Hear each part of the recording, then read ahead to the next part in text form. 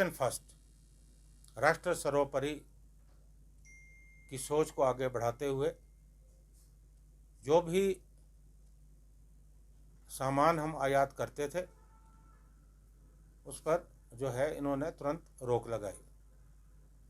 और हमारे जो पुणे के व्यापारी हैं, सेब के व्यापारी हैं, उन्होंने भी तुरंत प्रभाव से टर्की से आयात बंद कर दिया। हरियाणा ने किया और हमारे हिमाचल के व्यापारियों ने भी कदम उठाए। और ख़ासकर मेरा जो ठेयोग क्षेत्र है, मेरी सूचना के मुताबिक हमारे कुछ व्यापारी जो इन मुल्कों से, तुर्की से सेब आयात करते थे, उन्होंने भी जो है सेब लेना जो है बंद किया। तो ये सारे संगठन और ये सारे लोग जो है बधाई के जो है पात्र। और मैं एक बात कहना चाहता हूँ कि अगर हमारा व्यापार समझौता तुर्की से टूटता है तो हमें कोई ज़्यादा नुकसान नहीं होता, क्योंकि बहुत कम है हमारा वहाँ आयात और निर्यात। लेकिन जिस ढंग से तुर्की का रवैया रहा, संकट के समय तटस्थ होने के बजाय हमारे शत्रु के साथ खड़ा होना, अपने आप में इस बात को इंगित करता है कि वो हमारे शत्रुओं के साथ है। तो व्यापार और शत्रुता दोनों इकट्ठे नहीं चल सकते। और आज इस बात की मुझे खुशी है कि हमारी जो ट्रैवल एजेंसीज हैं, उन एजेंसीज ने भी जो है, क्योंकि भारी संख्या में हमारे देश से टूरिस्ट इन दोनों देशों में जाते थे, उन्होंने बुकिंग कैंसिल की और इसका नुकसान भी जो है इन दोनों देशों को भुगतना पड़ेगा। और हमारी जो JNU यूनिवर्सिटी है, जामी मिलिया इस्लामिया यूनिवर्सिटी है, मौलाना आज़ाद उर्दू यूनिवर्सिटी है, इनका जो है टर्की के जो शिक्षा संस्थान है उनके साथ जो है करार था, वो भी जो है तोड़ा है। ये भी स्वागत योग्य जो है कदम है। हालांकि बहुत सारे भारतीय जनता पार्टी से जुड़े जो नेता हैं, उन्होंने भी जो है पाबंदी लगाने की बात की है। और जो केंद्रीय वाणिज्य मंत्री है पीयूष गोयल जी, उन्होंने भी कहा है कि हम सेब आयात पर जो है रोक लगाने की तैयारी कर रहे हैं। हालांकि अभी तक सरकार की तरफ से कोई ऐसी अधिसूचना सामने नहीं आई है, लेकिन हम उम्मीद करते हैं कि केंद्र सरकार जो है निश्चित तौर पर जो है कार्रवाई करेगी। और एक बहुत महत्वपूर्ण मुद्दा जो मैं आप लोगों से के सम्मुख रखना चाहता हूँ, हमारी जो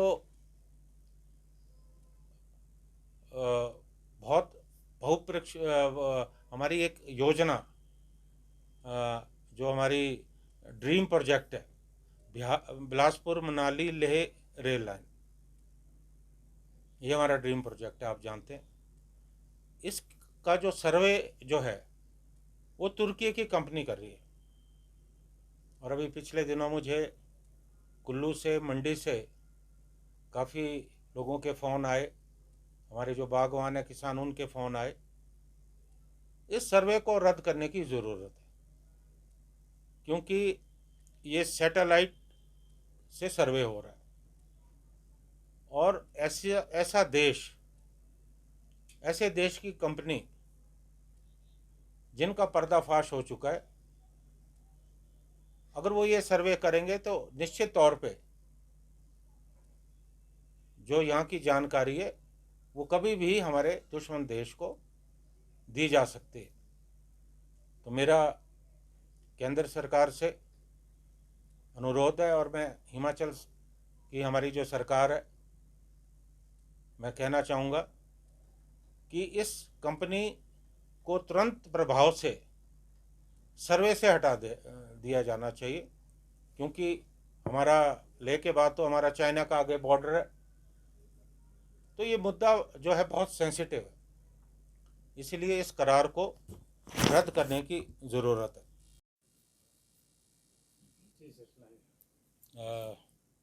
धन्यवाद। आप सभी मीडिया बंधुओं का स्वागत। आज मैं फिर से एक महत्वपूर्ण मुद्दा आप लोगों के सम्मुख लेकर आया हूं, और मैं हिमाचल के मीडिया का धन्यवाद करना चाहूँगा कि आपने इस इशू को बहुत ज़्यादा उठाया, और आज पूरे नेशनल मीडिया ने इसे कवर किया।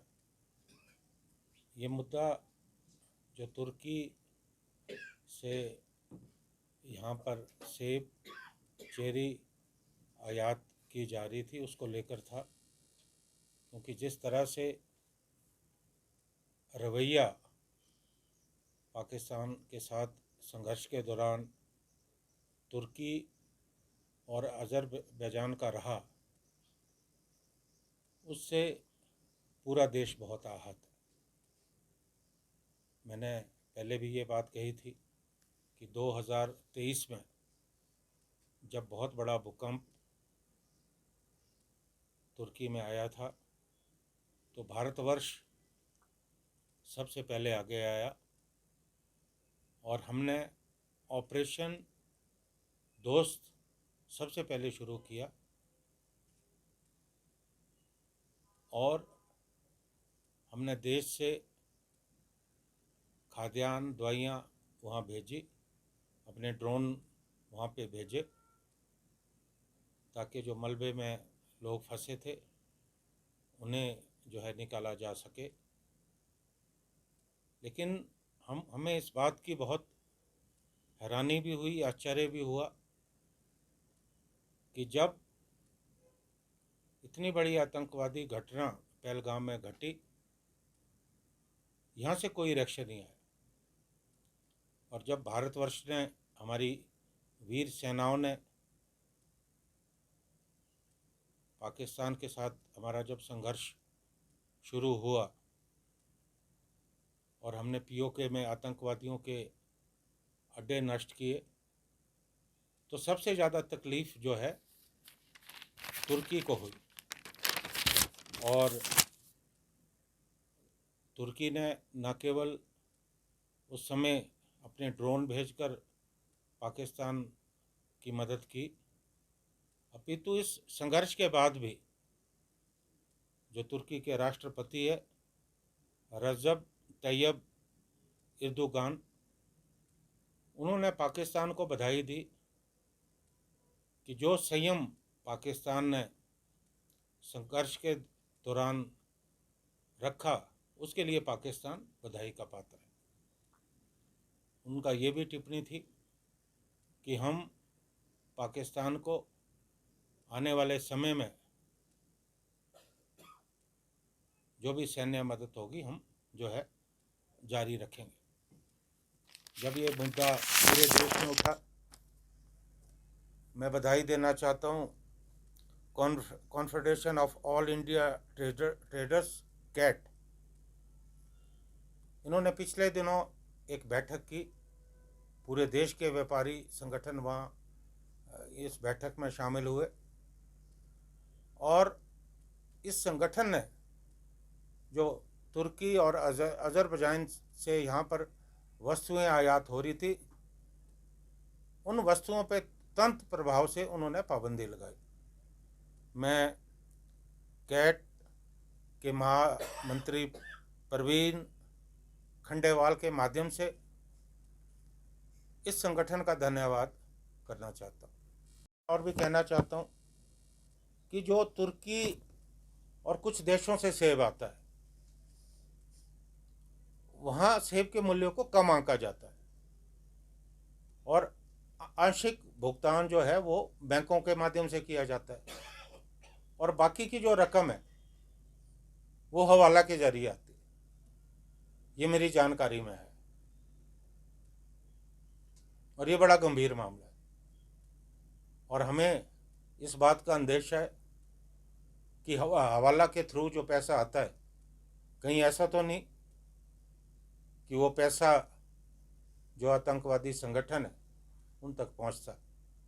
क्योंकि पहले भी NIA ने और हमारे जो खुफिया विभाग हैं उन्होंने इस तरह के लेन देन को पकड़ा है। तो मेरा ये भी आग्रह रहेगा केंद्र सरकार से कि इस तरह का जो ट्रांजैक्शन है, जो लेन देन है, उस पर कड़ी नज़र जो है रखने की ज़रूरत है। और भारत सरकार ने जो न्यूनतम आयात मूल्य MIP 50 रुपये निर्धारित किया है, जिसे हमारी मांग है कि 100 रुपये किए जाने की ज़रूरत है। और एक मुद्दा और मैं आपके ध्यान में लाना चाहता हूँ। जो अमेरिका के राष्ट्रपति डोनाल्ड ट्रंप है, हालांकि वो अपने बयानों से बार बार बदलते भी रहते हैं, उन्होंने एक बात कही कि मेरा भारत सरकार से बात हो चुकी है और भारत सरकार से जो हमारा आगे व्यापार समझौता होगा उस पर 0 टैरिफ होगा। हालांकि मुझे इस बात पर विश्वास नहीं है कि कोई भी देश अपने आर्थिकी को दांव पे लगा सकते, लेकिन मैंने पहले भी ये बात कही और हमारे जो हिमाचल से सांसद हैं लोकसभा या राज्यसभा में, उनको भी मैं ये बात कहना चाहता हूँ कि हिमाचल के हितों का ध्यान रखा जाना चाहिए। क्योंकि जो टैरिफ वॉर पूरे विश्व में चल रही है और USA ने शुरू की है, उसका हमें नुकसान ना हो।